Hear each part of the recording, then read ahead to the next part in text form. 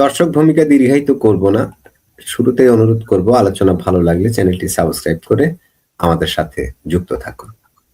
এনসিপির যে নেতা আসলে আজকে গুলিবিদ্ধ হয়েছে বলে আমরা সবাই জানি, এবং আপনারা দেখেন সমস্ত ভিডিও পর্যন্ত আসছে যে উনি মাদক সেবন করছিলেন, ওখানে ওনার বান্ধবী ছিল, সেখানে বিছনার উপর কন্ডম পাওয়া গেছে। ভাই, কারো বেডরুম পাহারা দেওয়ার মতন অবস্থা তো কোনো দেশের পুলিশের নেই। কারো বেডরুম পাহারা দেওয়ার মতন অবস্থান কি পুলিশের আছে? এনসিপির এই নেতা, সে তার চারিত্রিক দোষে তার পোলাপাইনি মারছে।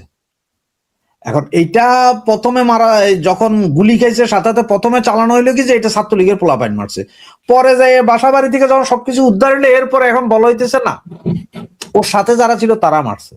ওই মেয়েও পলাতক।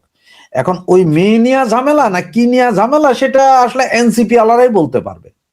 আর আশপাশের লোকজন বলতেছে তারা ওই ব্যবসাটা ওই জায়গাটা কবজা করে রাখছিল অনেকদিন যাবত। সে ওখানে প্রতিনিয়তই মেয়ে নিয়ে আসতো, ওখানে মদের আসর চলতো, জুয়ার আসর চলতো।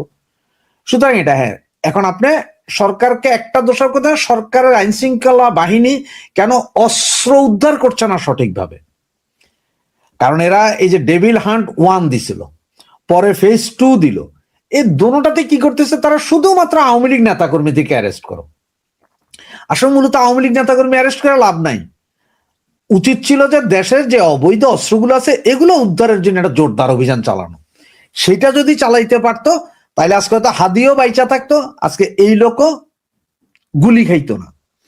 যদি আসলে মূলত সন্ত্রাসী ধরা হইতো তাইলে ধরেন যে ভোলানা কোথায় যে ছেলেটারে আগুন জ্বালাই দিল, এই আগুনটাও জ্বলতো না, ওই ছেলেটার গায়ে এও মরতো না। যদি অরিজিনালি সরকার যদি চেষ্টা করতো আইন শৃঙ্খলা রক্ষা করবো না, ওইটা তো ময়মনসিংহের ভালুকায় ওই আগুন জ্বালানোর ঘটনা, ওইটাই বললাম আগে যে এই মবটা হইতো না। আজকে ময়মনসিংহের ভালুকায় কেন, আজকে সকাল থেকে তো আপনার ফেনী বা নোয়াখালী, আমার মতো এটা ফেনী, কারণ আমি ফেনী নোয়াখালী এটা আমি খুব একটা ডিফারেন্স আমি করতে পারি না, আমার দুর্বলতা হয়তো।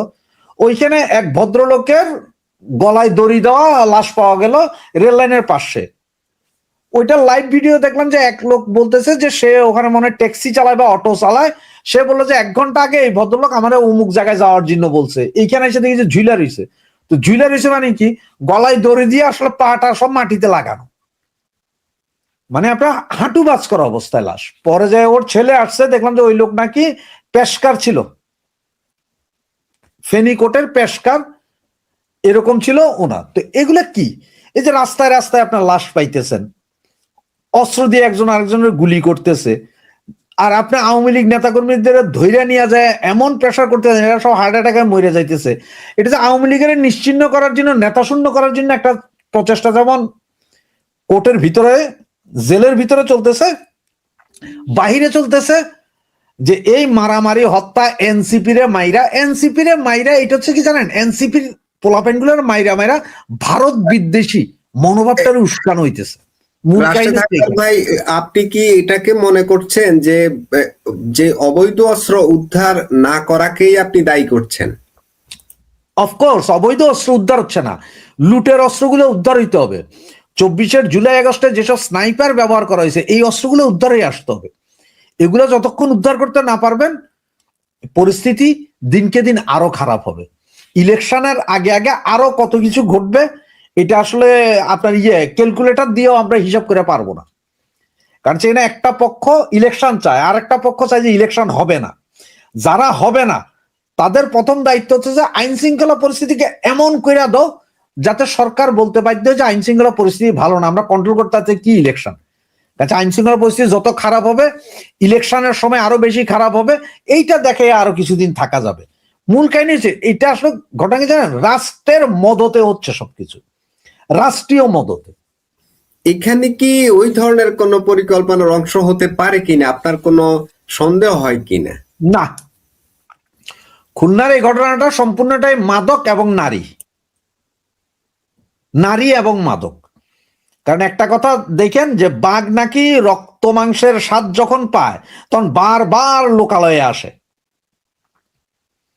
সুতরাং এইসব পোলাপাইন যারা এতদিন নারীবাজি ফুর্তিবাজি এগুলো করতে পারে নাই গত 20-30 বছর ধরে, হঠাৎ করে এখন নেতা হয়ে আসছে, বুঝেন নাই, নারী নিয়ে যে কোনো জায়গায় যাওয়া যায়, কুরুচি যেটারে বলে আর কি, সেটা করতে যায় এখন ধরা গেছে এখন মদ অ্যাভেলেবেল, মাদক অ্যাভেলেবেল বাংলাদেশে, খুব সুন্দরভাবে চলতেছে মাদকের কাজ কারবার। এই কিছুদিন একজন আত্মহত্যা করলো, এখন আত্মহত্যা করলো এটা কিন্তু কারণ কিন্তু জানা যায় নাই।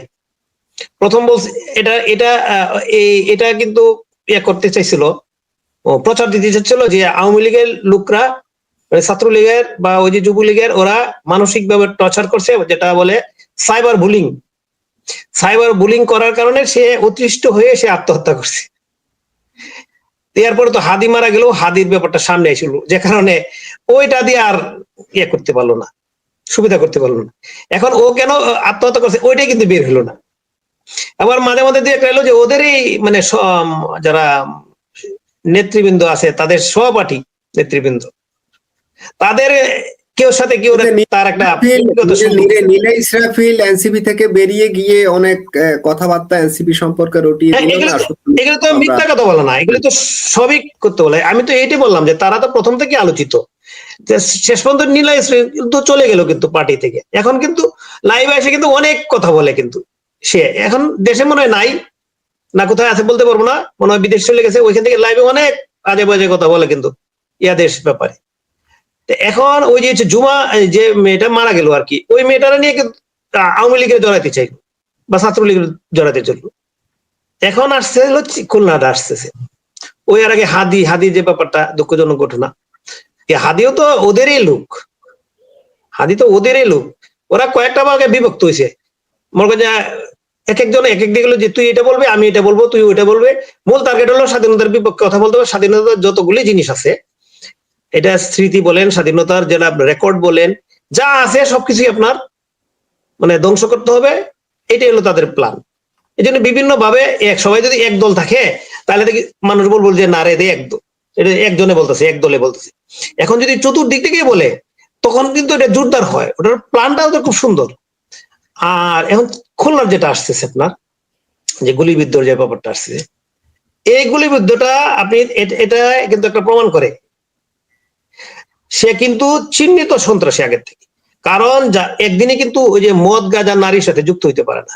এখানে যে ভাষ্য দইল পুলিশের ভাষ্য, তারা ওই এখানে যে রুমগুলি ভাড়া নিছে, যে এখানে বহুত আগে থেকে একটা মেয়ে আজকে এই মানে এই সরকার ক্ষমতা আসার পর থেকে এই মেয়েটা এখানে একটা রুম নিছে, আর ওরা ওই পাশের রুমটা নিছে।